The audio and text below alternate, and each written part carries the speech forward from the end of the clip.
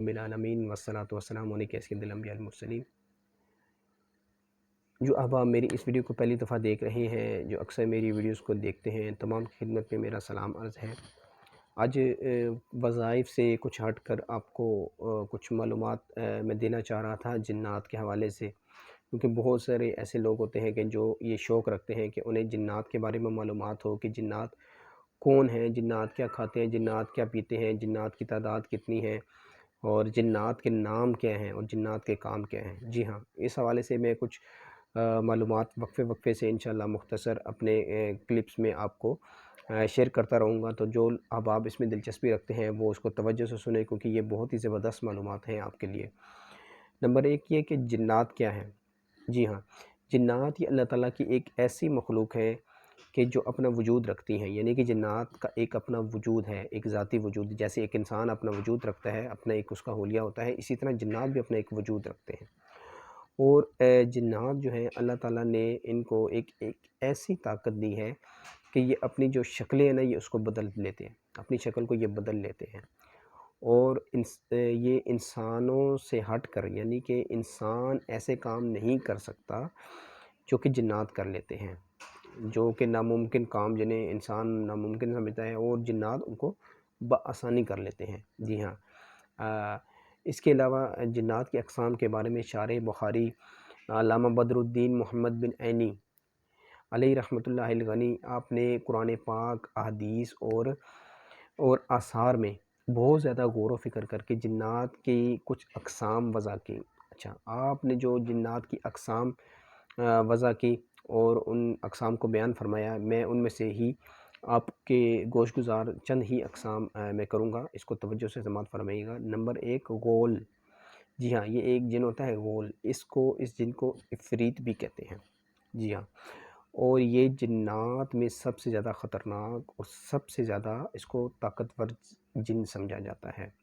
जी हाँ, और ये किसी से मानूस भी नहीं होता। बहुत सारे आमिलीन जो चिल्ले करते हैं, वज़ाइफ़ करते हैं इफ़रीत के ऊपर कि इसको इफ़रीत का हम अमल करेंगे तो इसको हम काबू कर लेंगे, ताकि इससे हम बहुत सारे नामुमकिन काम जो है ना वो मुमकिन बना लेंगे। लेकिन ये उनकी भूल होती है, क्योंकि ये जिन जो है ना वो मानूस नहीं होता किसी से, और ये मुख्तलिफ़ अपनी ये शक्लें बदल के आता है।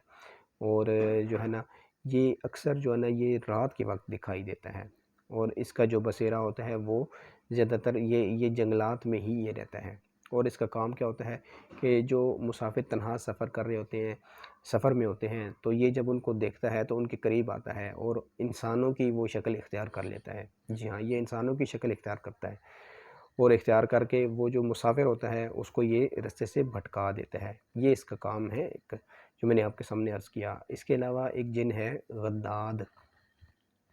ये जिन जो है ये मिस्र और यमन के इलाकों में कहीं-कहीं पे ये जिन जो होता है ये पाया जाता है। सही। और ये जब इंसान इस जिन को देखता है तो वो उसके होश जो है ना वो मतलब ठिकाने नहीं रहते उसके होश के, ठीक है? तो वो बेहोश होके गिर जाता है, वो उसको देख नहीं पाता, ठीक है? इसके अलावा एक जिन है वल्हान। ये जो है ना ये समंदर के अंदर जो जज़ीरे होते हैं, ये जिन अक्सर वहाँ पर रहता है, और इसकी शक्ल ऐसी होती है कि जैसे इंसान जो होता है ना किसी शुतुरमुर्ग के ऊपर सवार होता है, ठीक है?